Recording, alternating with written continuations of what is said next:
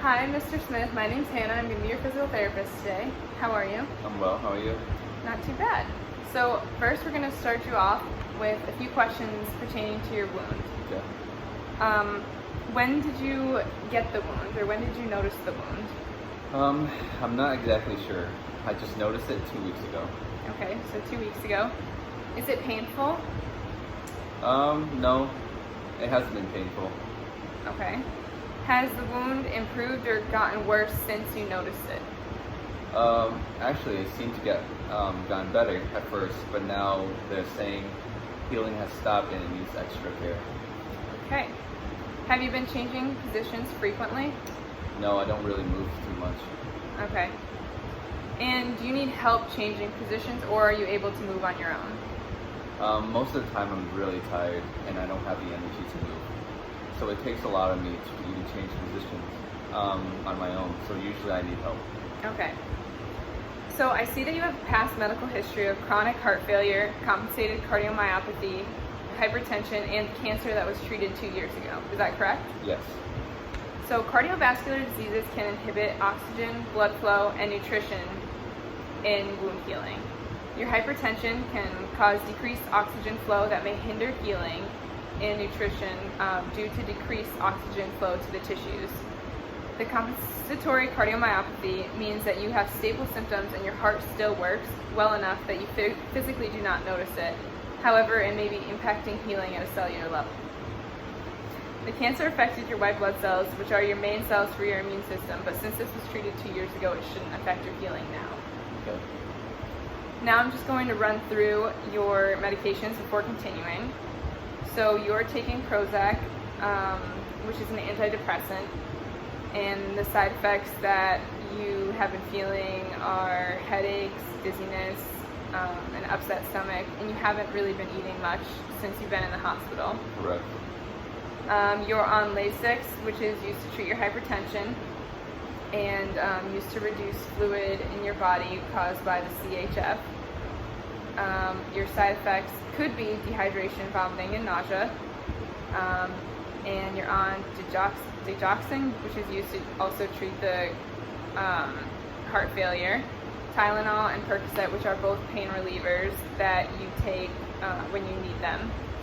And the only thing about Percocet is that if you're on that for a long time, it can impact wound healing by slowing it down. Okay. So you have a good support system with your wife and your family, with your kids. You don't smoke, drink, or use illicit drugs, which are all factors that will help your wound healing. However, your limited mobility, limited appetite, and inability to exercise are factors that may negatively impact your wound healing.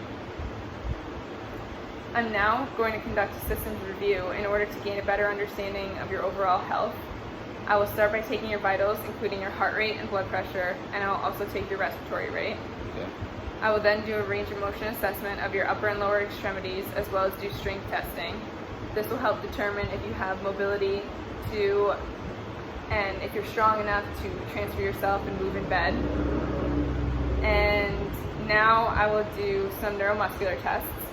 I want to check the sensation of your legs, and I'm going to do that with light touch and pressure and see if you can distinguish between the two. Okay. If you can, that's normal. If you can't, then that's abnormal, and that may be why you couldn't feel the pressure wound happening. So I will do that. I'm now going to do sensation tests of the lower extremity.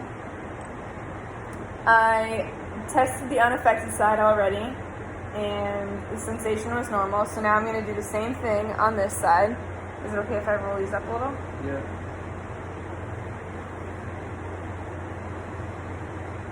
So this is fine touch, and this is light pressure, okay? So close your eyes, please, and let me know what you feel, okay? So what is this? Fine. What is this? Light. Fine. Light. Fine. Light. Okay. So sensation was abnormal. So you have decreased sensation in this lower extremity. Okay, so now I'm going to assess your iliac artery.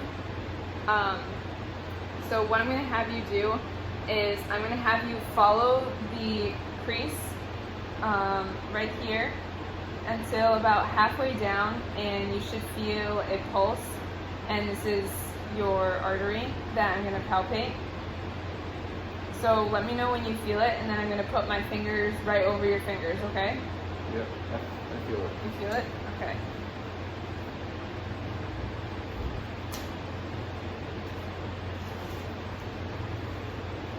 Okay. So a normal finding would be a 2+, which is a normal pulse, and diminished pulse would be a 1+, and absent pulse would be a 0. 3+ would be a bounding pulse. I'm now going to start the wound exam. First, the wound is on the left hip, right above the bony prominence, which is called the greater trochanter. I'm going to start with taking the measurement of the wound. So I'm going to do the longest length, which is about 4.3 centimeters, and then I am going to do the longest width that's perpendicular to that, which would be 3 centimeters. The wound is 30% pale yellow slough and 70% granulation tissue. So the slough right here, and then 70% granulation tissue, the red tissue right there. The wound edges are light pink and shiny, showing epibole or rolling of the edge, which impedes wound healing by limiting migration of keratinocytes. It is also presenting with some undermining the tissue around 2 to 5 o'clock using the clock method. The peri-wound looks normal. It's healthy skin. It doesn't look dry or macerated. The pink drainage seen on the dressing is serosanguinous. Upon removal of the dressing, there's a pink drainage on the side of the dressing in contact with the wound, minimal wound drainage on the wound bed after dressing removal, and no new drainage after treatment, which would be classified as a minimal amount of exudate. Based on the findings, I am concluding that this is a stage 3 pressure injury. I would like to do some treatment on the wound. I'm going to debride this yellow slough with a method known as sharp debridement. This is the quickest way to level between the viable and non-viable tissue that is in the wound. This will kickstart the healing process again. After I debride the wound, I will put a dressing on. The dressing that will be used to keep the wound in a moist environment so that healing can be optimized. First, I will put a moisture barrier around the wound to prevent adhesive sticking to the skin, as well as it will prevent rashes and skin breakdown in the areas of incontinence, which we may be concerned with in this area. Keeping the peri-wound dry is important so that maceration of the healthy tissue is avoided. The primary dressing will be impregnated gauze. This will protect the wound bed from trauma while allowing minimal exudate through, which is what you have. The secondary dressing I'm going to use is semi-permeable film such as Tegaderm. The reason I chose this dressing is because it allows visualization of the wound, provides a moist wound environment, enables autolytic debridement, and is resistant to shearing and friction, which is great because of the location of this wound and the possibility of friction and shear that may occur here.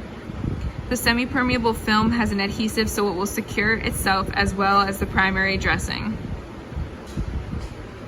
Okay, now I'm going to talk to you about a few patient education topics which are really important in order to prevent another ulcer. The first one I will talk to you about is offloading the tissue and the importance of offloading the tissue. We will create a offloading schedule for you so that you and your family will be able to have times where you maybe get up out of your wheelchair or change positions in bed, because changing positions and offloading your tissue will prevent the further ulcers. We will look at your wheelchair cushions and your mattress support to see if they're the right kind, and if we find the right kind, then that will also prevent another ulcer. And I may suggest a dietitian or nutritionist to help you with your diet, because having a good diet with all of the nutrition you need will help. If you happen to get another pressure ulcer, your wound healing will be faster than it was this time because your diet wasn't as good this time. And then one last thing is, because of the area that the wound is in, we would have tips on managing incontinence.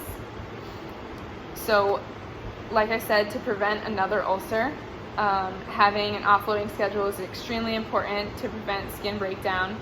Having a nutritious diet, and potentially getting back to some physical activity will also help prevent an ulcer, as if you're more physically active, you won't be sitting or laying in bed all day, so that will help you as well as your overall health.